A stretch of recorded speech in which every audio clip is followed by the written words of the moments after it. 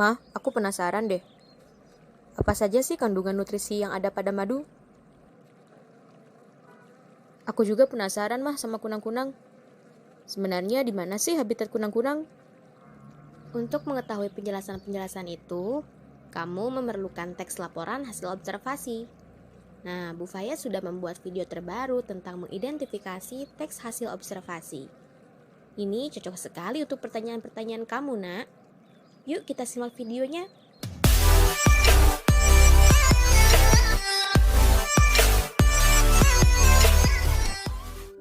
Assalamualaikum warahmatullahi wabarakatuh. Halo semuanya, apa kabar kalian hari ini? Mudah-mudahan kalian dalam keadaan sehat, baik, dan yang pasti kalian tetap semangat belajarnya. Hari ini kita membahas mengidentifikasi teks hasil observasi.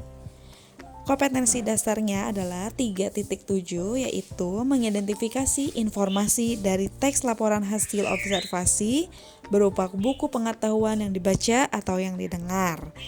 Indikator pencapaian kompetensinya adalah yang pertama, menyimpulkan ciri umum teks laporan hasil observasi pada teks yang dibaca maupun yang didengar. Yang kedua adalah mendaftar kata atau kalimat sebagai ciri teks laporan hasil observasi pada teks yang dibaca maupun yang didengar. Buku acuan pembelajarannya yaitu buku Bahasa Indonesia kelas 7 kurikulum 2013. Apakah kamu tahu apa itu teks laporan hasil observasi? Kalian dapat membuka bab 4 ya. Mari kita bahas pengertian berikut ini. Teks laporan hasil observasi adalah teks yang berfungsi untuk memberikan informasi tentang suatu objek atau situasi setelah diadakannya investigasi atau penelitian secara sistematis. Teks laporan hasil observasi bisa mengacu pada benda-benda, tumbuhan, hewan, maupun ekosistem yang lainnya. Teks laporan hasil observasi berisi fakta-fakta yang dapat dibuktikan secara ilmiah. Tujuannya adalah untuk mendapatkan informasi dan penjelasan rinci mengenai suatu hal dari sudut pandang keilmuan kepada pembaca. Ciri-ciri teks laporan hasil observasi, yang pertama, teks bersifat objektif, yaitu penulis tidak dibenarkan untuk memihak kepada orang atau pihak tertentu.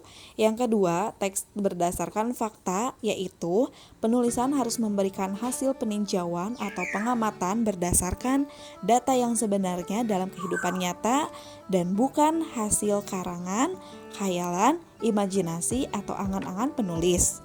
Yang terakhir, ketiga, teks bersifat khusus atau spesifik, yaitu penulis harus memberikan hasil peninjauan atau pengamatan secara jelas pada suatu hal atau permasalahan dan tidak membahas hal lain di luar atau masalah yang dibahas.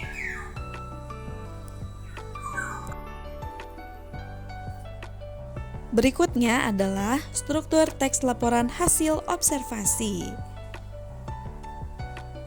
Yang pertama adalah pernyataan umum. Ini berarti berisi definisi atau keterangan umum tentang subjek yang dilaporkan. Pernyataan umum juga berisi informasi umum. Contohnya seperti nama Latin, asal-usul, kelas, informasi tambahan tentang hal yang dilaporkan. Yang kedua adalah deskripsi bagian, yang artinya berisi perincian hal-hal yang dilaporkan atau lebih ke penjelasannya ya. Jadi tahu apa yang ada di observasi ini, penjelasannya atau dipaparkannya sesuatu hal.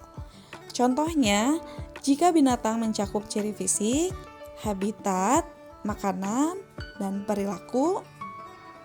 Jika tumbuhan berupa perincian ciri fisik bunga, akar, buah, atau perincian bagian yang lain.